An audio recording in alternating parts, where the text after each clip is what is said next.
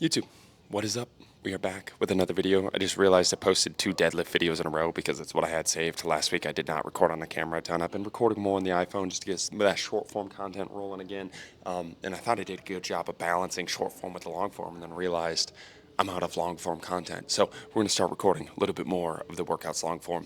The goal is to continue to post 2 of those softball videos a week and then 2 to 3-ish lifts in a week, but I can't do 2 of the same lifts back to back. We just showed 2 deadlift days that were pretty similar back to back, so can't do that. Today we're going to be talking about lifting in season. How many days should you lift? When should you lift when you're lifting in season? I got that question in a Q&A. And the other Q&A I got was how to stay out of the middle ground and kind of cover thought process there. We got some upper body today. Let's get after it. Let's go. So we're going to start with these squatted overhead presses. We got a couple of accessories built in between. Really have been a fan of these squatted overhead presses. I think it's a really good mobility challenge and just a fun way to get some shoulder pressing in, especially for the athletes that aren't super interested. I think sometimes the shoulder press gets like super undervalued because like athletes know their bench press numbers, they know their squat numbers, but if I'm looking for like an upper body exercise that develops like serious strength, I think shoulder press is like S tier. But most athletes aren't like asking each other how much do you shoulder press. So it's like intense loss there a little bit. It's not something they're doing a ton. So trying to find cool ways to get them to shoulder press, I think, is money. We're building up to a 2 rep max here. After the 2 rep max, we got a 1 minute ISO, and that's just more so building up that snatch position. But yeah, let's get after something heavy here. Warm up set, let's go. Oh, good start.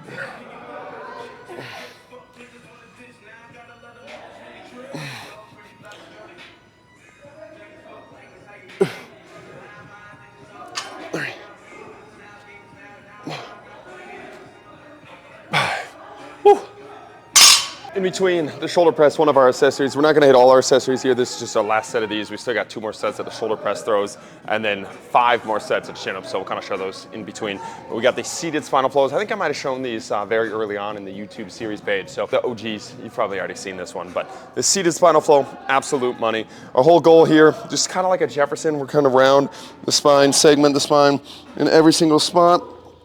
Fold all the way over. You can kind of hug the calves. You can pull yourself. Sometimes I like having something in between here to pull myself through. And then we're going to unsegment the spine. We're going to come back up here. And then as we're going, we're going to add just a little bit of rhythm to it. Sometimes it's nice to do to it music, but just getting that spine flowing. Ooh, got a little nicotine buzz there coming up from that. Ooh, got a little lightheaded. Then we're going to go sideways here. Folding, coming back up.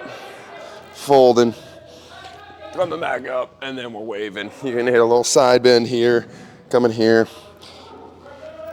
All point, just move that spine, get wiggly. 30 seconds. Get another super easy way, just to get your athletes moving. Athletes bending, athletes exposed to some of these flexion and extension positions they might struggle in a super low intense way.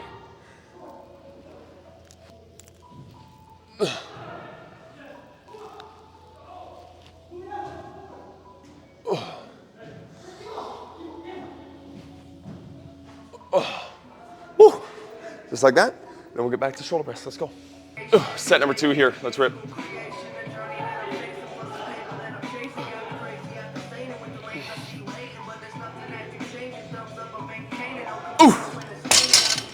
I think one of these days I'm going to do some seated cleans. I think that could be a money exercise. I was messing around with them this morning, but we're just coming here. Just like the seated snatches. We're coming a little muscle up. So see those next week, but let's keep ripping. Let's go. Then we got our last set here of these super cat throws. This week, instead of just the plyometric throws, it's going to be more of a dead stop here. So we're punching through. We're not drop catching and throwing. It's more of a punch, drive through, and trying to get a little bit of a toss there. But I like this dead stop. Working on that starting strength. I think it's really nice for contact sport athletes that have to do a lot of punching.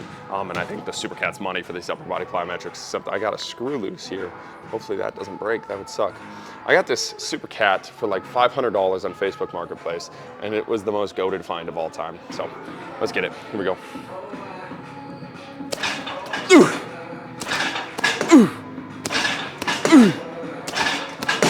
Let's go. All right, 3rd set here, probably last warm up here. I started a little too light because my athletes made this look like it was super heavy.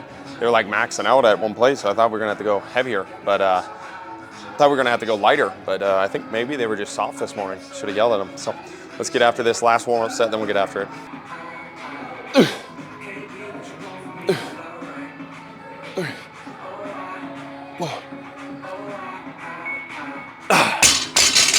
All right, first set of 2 here. See how these feel. Keep ripping from there. I've been journaling recently. When I'm on my best, I'm meditating, journaling, reading. I know journaling is pretty soft. It gets a bad rep. It's pretty feminine, but it does slow down my life. And I really appreciate journaling to be able to like look back. And I had some passages from December of this past year talking about starting up the YouTube and wanting to be able to do this and kind of my thought process forward. And I don't think journaling is so much for in the moment. It's more so for me to like be able to look back and think about where my thoughts were at the time and kind of where things have gone from where I started, right? And I think that's super powerful. In the same way that you have training data of your vertical started here, your vertical goes there. I think you need life data like that for yourself to remind yourself where you started, your ideas, your kind of thought processes there, and kind of where you want to take it and where you want to go with it. And it's very powerful for me. But one of the things that I was writing about yesterday was just about the process of slowing things down, right? We always want to rush. We always want to grab things. We want more followers. We want more business. We want more clients. We want the girl to respond right away. We want the perfect thing as fast as humanly possible. And I think in that journey of like trying to rush everything, we stress ourselves out and we realize that if you take a 10-year look at your life, a lot of the small things that are happening, things that feel like they're very time pressured, really are not that time pressured at all. And you're much better just taking a deep breath and playing that 10-year game, right? Not rushing things, not trying to get the clients right away, not trying to get the followers right away, but doing the thing the right way. And that slowing down process and looking at it in the 10-year thought process really allows me to just take a deep breath, whether I mess up or do really good in the moment, just realizing those are small, tiny data points. And what really matters is the 10 years of data points and how I add all of these things up, not really the mistake. So I don't have to catastrophize over the singular mistake that I had or the struggles that I'm currently having, and I don't have to get too high on the small wins that I have, right? But it's trying to take all of these small wins and combine them so that we're on an upward trajectory for a 10-year path if you add up all the data points that are going here, here, here, here, here.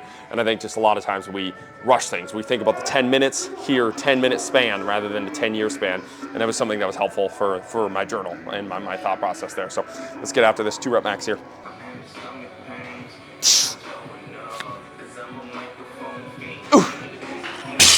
Nice. I'm gonna have to probably start in a rack or better starting position there, just so I don't crush my mic. Or maybe I'll move my mic and figure that out, but keep ripping there, let's go. All right, working set number 2 here. Probably made a little bit too much of a jump when I added these 10s. I don't know why I had weight on the shoulder press I could do on a bench press, and I know better, but we're gonna have to send, let's get it.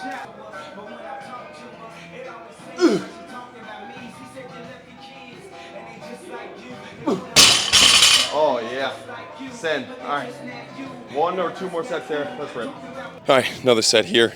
Possibly the last set, but if we rip, we rip. Let's go.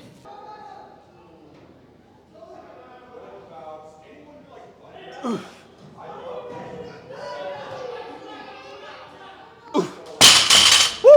I think I got 1 more set if I just bring my arms a little bit wider. I felt like it was pretty tight. Let's record the last set of chin-ups, and then we will try and hit 1 more set. If we get it, we get it. If not, we'll hit the ISO. Let's go. All right, then we got our last set of chin-ups here. Building up the 35 reps here, 7 sets of 5.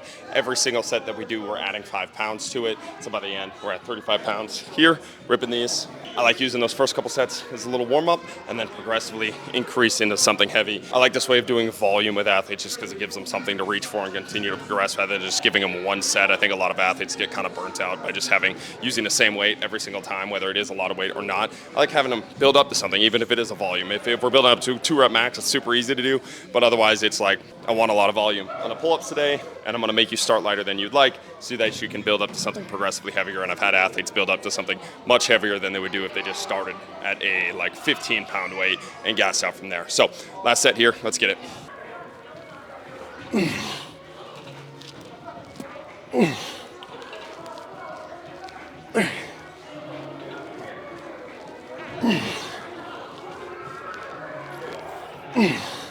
Woo! Let's go. All right, final send here. Gonna be a little bit of a yeet. Hopefully we get it up. Gonna spread my hands just a little bit wider so I get a better press. Let's go.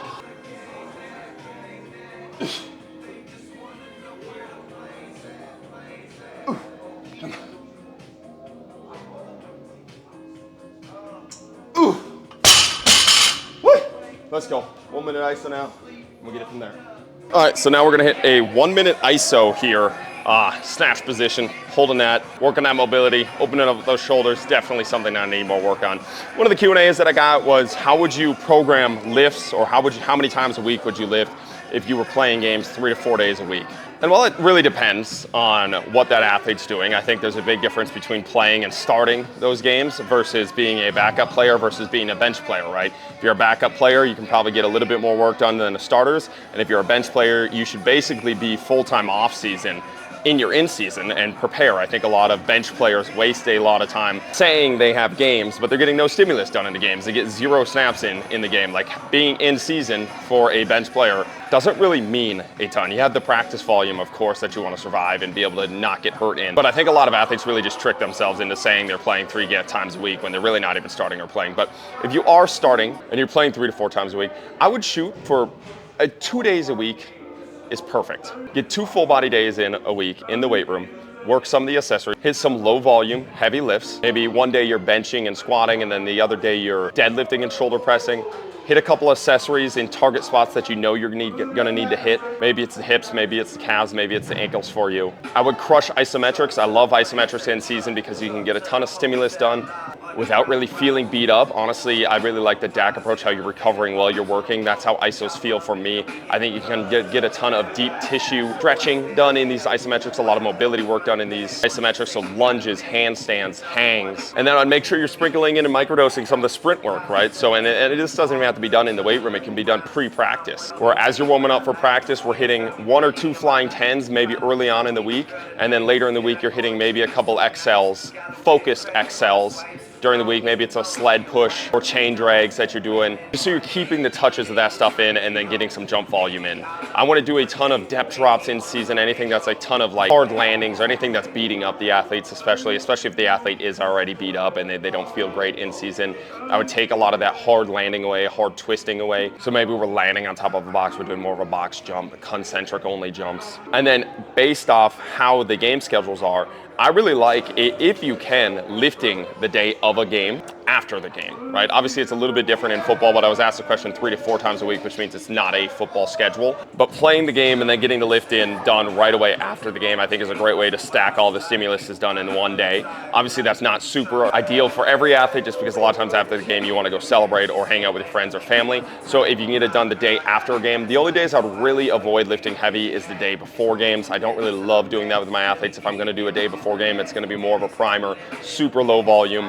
probably upper body focus, just making them feel good. And speaking on primers, day of game, you can get a lot of that twitchy and explosiveness work done in 10 minutes. We used to do that at St. Thomas, where we do these primer type workouts, and we run like a tiny French contrast series right before the game. For the athletes that liked it, athletes that wanted it, I responded really well to that. Doing like a power series right before we go onto the field, so we're feeling good, but you're also getting that microdose of power work in. So maybe it's a jump, a weighted jump, an accelerated jump, and then some sort of fast squat or deadlift was actually very effective for me in football. I really liked doing that before. I felt nice and primed before. Obviously, that's not ideal for every athlete. I want to push that on every athlete, but if you are an athlete that does respond well to that stuff before a game, can definitely be a way to sprinkle in some of that power work. And honestly, like in season for football, I was getting 4 or 5 lifts done a week if I'm counting those priming days, right? So just a way to lay it out, 2 full body days a week, keeping volume low, intensity high, microdosing the sprints throughout the workout, cutting some of the landing and parkour work, the movement variability stuff that you're gonna do in the off season. If you're a bench player, you should treat your in season like an off season, kind of crush it from there. We got a 1 minute hold here. I'm gonna go grab my timer and then we're gonna rip. Let's go.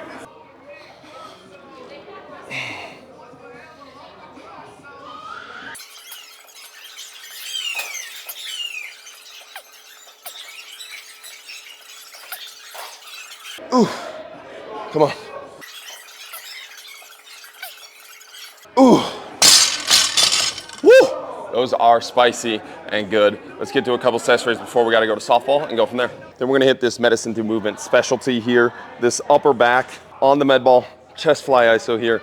Absolute money, 2 minute hold. Let's get it. Oh, the chest stretch on this one is fudging real.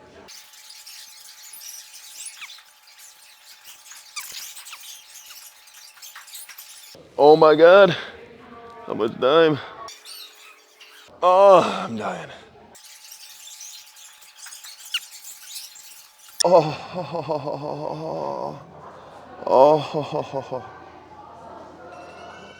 oh my God. Feels so good, but so bad, all at the same time. Get to the next accessory. Holy shit. Woo! That chest popper. Nice. Let's go. All right, then we're gonna do these backpack, band assisted back bends. Give yourself a little ability to get into that back bend just a little bit better. Double band this, put the bands through, just like this. Lock yourself down here.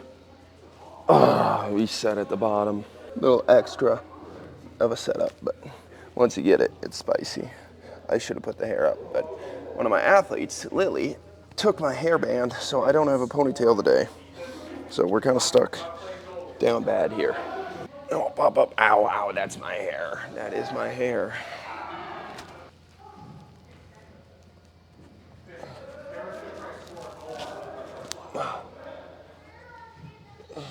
Man, we're holding here. This one's spicy. Oh, holy shit. Oh, yeah, that one is absolute gas. Did a terrible job explaining because I set a timer on my phone. I was trying to start the rep before that timer started. Set it at 2:30. Had 30 seconds to get in and out of the band. I think I was a little delayed, but that was plenty of stimulus there. Really like these as a regression to the back bend. Even if you're decent at a back bend, you can get up into a back bend. It does a really nice job of pulling you deeper into that range of motion, allow you to actually feel extending those arms, getting nice and long, and getting those shoulders nice and locked out. So that's money. Let's hit some arms, then we gotta go to softball. Let's get it. All right, then arms, biceps for the day. We got these reverse. I gotta make sure I got my time right on the camera, 112. So I got my 1 minute ISO hold here. We are gonna come up here. We're gonna hold these right here, letting it hang down. And we're hitting this ISO just like this. Absolute money on those forearms. Gets a spicy little pump in, builds up those wrists. I love it. Perfect for softball, sport-specific training. Let's go. Ooh, these are fucking hard. I'm gonna hit absolute nukes tonight. This is PAP at its finest. Almost there. Ooh, man, that is spicy. Gets a little blood flow into that elbow, holding that position there. Can't teach it, let's go. All right, then the last one we got here are these suplex sit-ups. Got these from the GOAT, range of strength. No surprise there. Dude's just a fucking dog. We're gonna be here, upper back on the bench. I might be actually a little close here. I'm gonna keep that there. We're gonna come back here. Move this setup just a little bit. Lock these feet in. We're hugging the med ball. We're gonna come back down, touch the head to the ground. Then we're gonna come back up.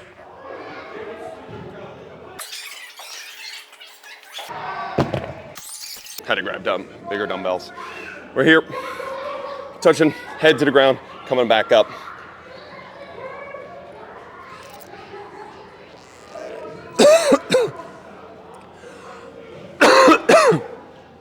And squeezing there. We got some nicotine coughs there. And we're pulling. Ooh, money for the hip flexors and core. Get that spine bending. And we got 15 of them.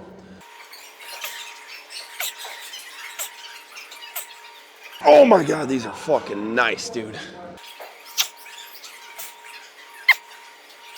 One more. Ooh, yeah, those are spicy and an absolute keeper. That stretch in the hip flexors and then the pull to squeeze that down, total money. Get a functional core. But let's bring back cool functional core training and make six-pack abs cool again. We'll cover how to stay out of the middle ground in the car, and we'll start driving the softball. Let's go. That was terrible. All right, YouTube, that is a day. I appreciate you guys watching. Got after some upper body. Gonna go drive the softball now. We got a league night championship on Wednesday. It's unfortunate to say this, but last night on Tuesday, we choked a 15-run lead away in the championship game. But the swing was absolutely dialed. I hit 4 triples, a home run, and one middle shot. So it was a great game. It was a good game, but we had a 15-run lead and fell apart. Just not what you're looking for in a championship night on a Tuesday. But with all that being said, I got the Q&A of asking the question, how to go without to go within if you're stuck in the middle ground. And the go without to go within, I have a podcast clip on my Instagram where I kind of talk about how when I was living on the floor and at my gym, everybody was telling me to get like an air mattress and like do all these things that make living at the gym more comfortable. They're like, why don't you just make it more comfortable? You could do this. I was like, guys, one, I don't have any fucking money, so it's not gonna happen. And two, even if I did have money, the whole point of sleeping on the ground is that you're sleeping on the ground and you're a fucking loser and you need to get your ass up off the ground. Like, it's not to make the ground comfortable, it's to get off the ground in the first place, right? And if I make the ground comfortable, the longer you stay there. And I think a lot of people kind of do that with their lives, their jobs, their careers. They make the ground, they make living at the gym, they make whatever that middle ground is, that low point for them is, they make it just comfortable enough. They lie to themselves on the daily, they take these small steps of comfort every single day, make the present moment just a little bit easier, but making their future much, much harder because you stay in these spots, right? And then the question was, if I'm in the middle ground, how do I go without to go within? Dude, get the fuck out of the middle ground. Like, you know the answer. And then that's what I posted on the Instagram. I'm like, you know the answer to this question. Stop asking questions you know the answer to. Listen to yourself. You're asking this question of knowing you're in the middle ground, asking how to get out of the middle ground. Everybody knows how to get out of the middle ground. You let go. You take your hand out of the trap. You stop eating the cookies. You stop putting your hand in that cookie jar because they taste good, right?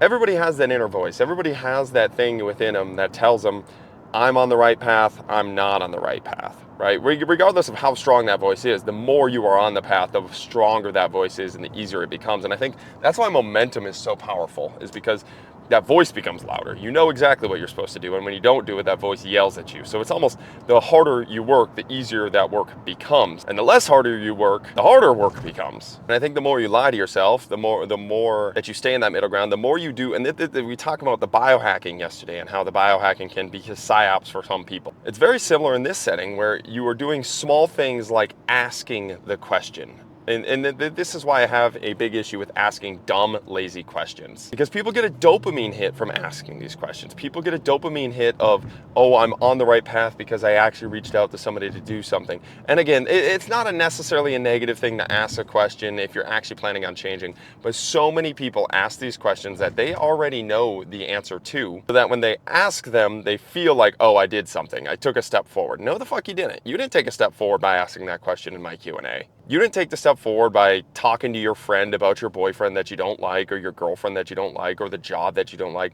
You didn't take a step forward when you asked me, what do I have to do to become a starter? What do I have to do to become stronger, to become faster? You know these answers. You're asking that question for a dopamine hit. You're asking that question to lie to yourself. And it's why I don't entertain those questions with my athletes. I don't entertain those questions with my friends. First time, maybe. If they're actually coming to advice for the first time and they hit me with that question, I will give them advice. I will reach out. I will plan out everything for them. And I will actually give them the time of day. But the second time that question comes up, I stop answering it for them. I tell them, you already know the answer to this question. You're asking it because you don't want to do the thing that you actually need to go do, and it's easier to ask the question. So I think for a lot of people, how do you get out of that middle ground? How do you go without to go within? You listen to yourself. You stop asking other people. You stop doing the small things that give you these dopamine hits to pretend like you're making progress in life, to pretend like you're actually giving up things, to pretend like you're trying to live a better life, a more fulfilling life. You actually go do the boring, mundane things that will get you there. And that's the tough part, is that a lot of the stuff is going to be boring. It's going to be mundane, it's going to suck, and there's going to be no dopamine hit there. And you can gamify it, you can find ways to give yourself dopamine hits, but the actual acts and the products of becoming stronger, the actual actions to become faster, to become a starter, to get out of the job that you don't like, to get out of the relationship that you don't like, the shit sucks. It's not fun. And once you give up those things, not only is it not fun in the moment, it's even worse after. Quit that job, you have no money, and now you're a loser. You go pursue the thing that you love,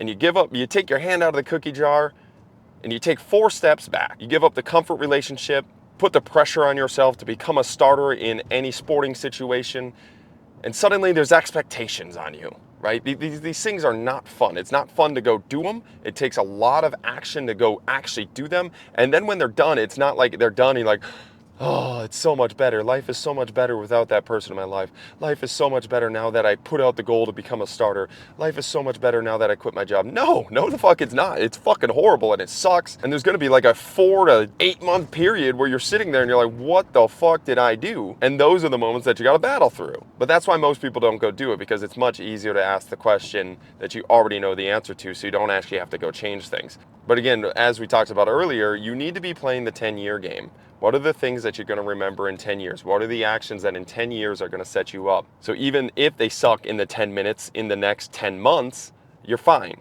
You're happy. You're fulfilled. Something I'm pretty passionate about. So if you want to go without to go within, you know the answer. Go without. Give it up.